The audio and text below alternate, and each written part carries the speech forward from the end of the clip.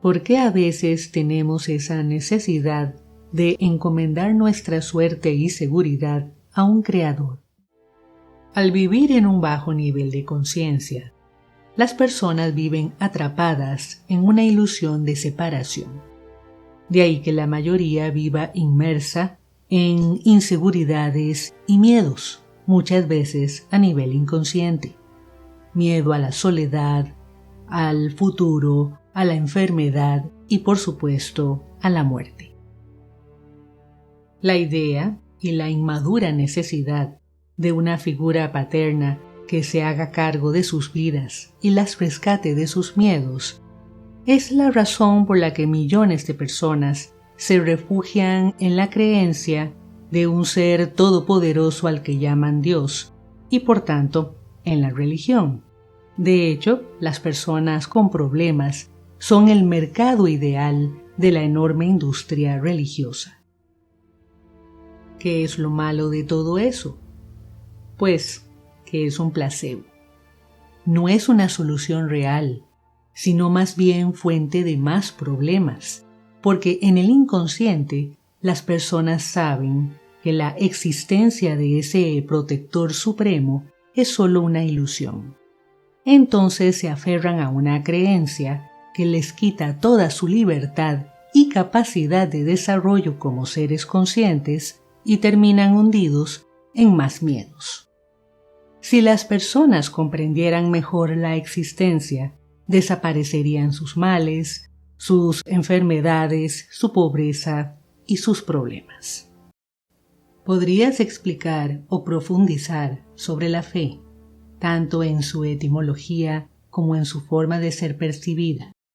Cuando Pablo de Tarso escribió sus famosas epístolas a las comunidades cristianas que él mismo había fundado o ayudado a organizar, utilizó la palabra pistis en griego para referirse a la relación que, según él, debían tener los cristianos con su Dios. Pistis en griego significaba confianza, y los griegos la usaban en relación a la confianza que debía existir entre las personas cuando llegaban a un acuerdo formal o un contrato. Entre los antiguos romanos existía el mismo concepto de confianza y lealtad que debía regir en los acuerdos y promesas entre las personas, que en su lengua latina se decía fides y que equivalía a pistis en griego. De ahí que en los primeros escritos cristianos en latín se utilizara la palabra fides para designar esa confianza y lealtad en su Dios que Pablo de Tarso había tratado. De la palabra fides derivó la palabra fe en español y también el término fiel, que significaba aquel que era leal y confiaba en otro. Por eso en las iglesias cristianas se llamó fieles a quienes tenían fe en su Dios. El problema es que al paso de los siglos, la palabra fe en la religión cristiana adquirió otro sentido, el de la creencia ciega e incuestionada en la existencia de su Dios y de los dogmas religiosos. De este modo, ya en siglos más recientes, un fiel cristiano o una persona de fe cristiana no era quien tenía confianza en su Dios, sino aquel que aceptaba y obedecía ciegamente los dogmas cristianos. Ese es el sentido que ha prevalecido en nuestro tiempo. Claro que hay personas que han hablado de la fe como sinónimo de confianza. Por ejemplo, Neville Goddard trató el tema con esa perspectiva. Pero son muchos más los que la interpretan como la creencia y aceptación incuestionada de la existencia de Dios y de los dogmas religiosos. Si no hay Dios, ¿dónde quedan el bien y el mal? Todos pueden hacer lo que quieran, sin temor a un castigo.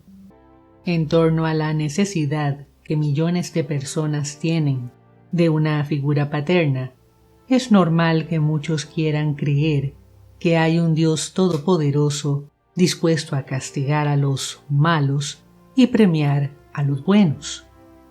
Pero es solo un deseo, una ilusión infantil.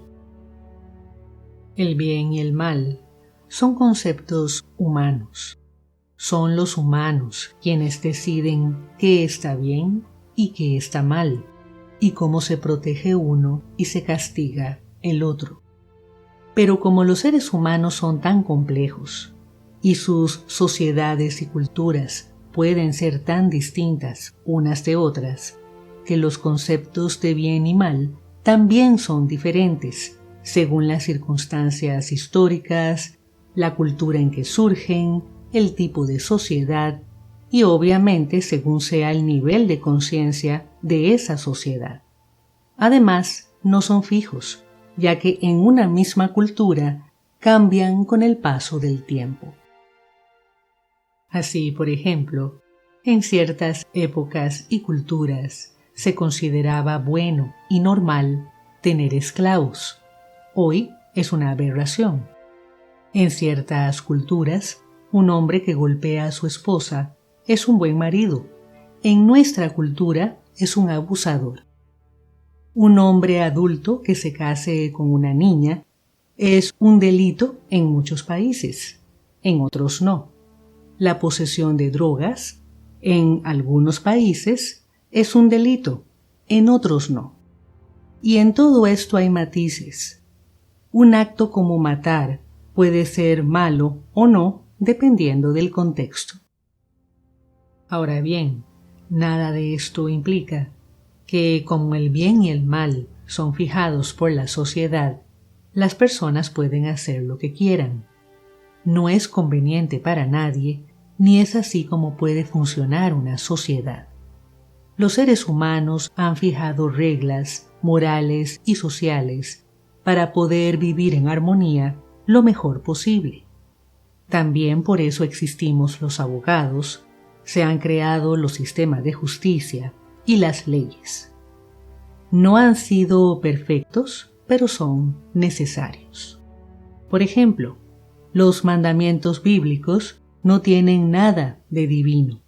Fue una manera de mantener el orden en un pueblo en un momento determinado. Mientras el nivel de conciencia de la humanidad no se eleve, seguiremos necesitando normas y leyes, abogados y jueces. Si no hay Dios, ¿qué sentido tiene la vida? Si no hay Dios, tampoco existe el amor ni el perdón. No sé ni qué creer. ¿A quién doy gracias por la mañana, por un nuevo día? Estoy confundido. Tener un propósito, una meta o un objetivo forma parte de la compleja maraña de temores y deseos de la psique humana. No es propio de la existencia como tal. La existencia, la vida, tiene sentido en sí misma. Vivir o existir se basta y se sobra. Es solo una experiencia individual y, como sea esa experiencia, depende solo de cada uno. Los proyectos y propósitos son problemas de la mente humana y sus complejidades sociales. Amar y perdonar también son parte de las capacidades de la conciencia humana. ¿Y a quién agradecer? Comienza por lo básico. Cuando despiertes, sonríe. Agradécete a ti mismo por todo. Agradécele a tu cuerpo por permitirte experimentar esta realidad material. Agradécele a tu cama por haberte permitido el descanso. Agradécele al techo por haberte protegido. Agradécele al sol por iluminar el día. Agradéceles a todas las personas que de una u otra manera contribuyen con tu viaje. Agradécele a todo. Todo eres tú mismo y quizá algún día lo comprendas. La psique humana es tan intrincada y compleja que muchas de las experiencias que podrían ser sencillas, el ser humano las complica. Así, mientras los animales libres viven sus vidas emocionales sin mayores complicaciones, el ser humano se debate en dilemas existenciales intrincados y muchas veces retorcidos. Lo único que realmente importa en términos de la existencia es vivir plena y conscientemente. Pero mi espiritualidad, ¿a dónde queda si ya no tengo de dónde sostenerme? Pues para una vida espiritualmente fuerte, debo depender de un dios o dioses. Acercarse a un ser imaginario llamado Dios, salvar su alma viviendo en santidad y alcanzar así la vida eterna. Más o menos eso es la espiritualidad para los cristianos. En suma, una absurda fantasía en la que viven atrapadas millones de personas y que permite comprender por qué tanta gente cree que la espiritualidad depende de su fe en un Dios. Aquí en Occidente, la religión cristiana se ha encargado de hacerle creer a la gente que toda espiritualidad depende de la fe en el Dios cristiano y sus doctrinas, y que si alguien reniega de esa fe, no puede ser espiritual. Eso es propaganda religiosa. La espiritualidad no tiene nada que ver con creer o no creer en Dios o en dioses. La espiritualidad es esencialmente una especial comprensión y relación con la realidad que existe más allá de la materia. Para comprender esto, es necesario deshacerse de los dogmas y creencias del cristianismo, que solo han llenado de fantasías la mente humana y que impiden una auténtica espiritualidad. Necesitar sostenerse de un ser imaginario para poder vivir, para poder ser justo, para poder amar, para ser compasivo o para comprender nuestra existencia y nuestra espiritualidad, es lo peor que le puede pasar a una persona. Es no ser dueño de su vida. Eso no es vivir. Y ahí se los dejo. Hasta la próxima.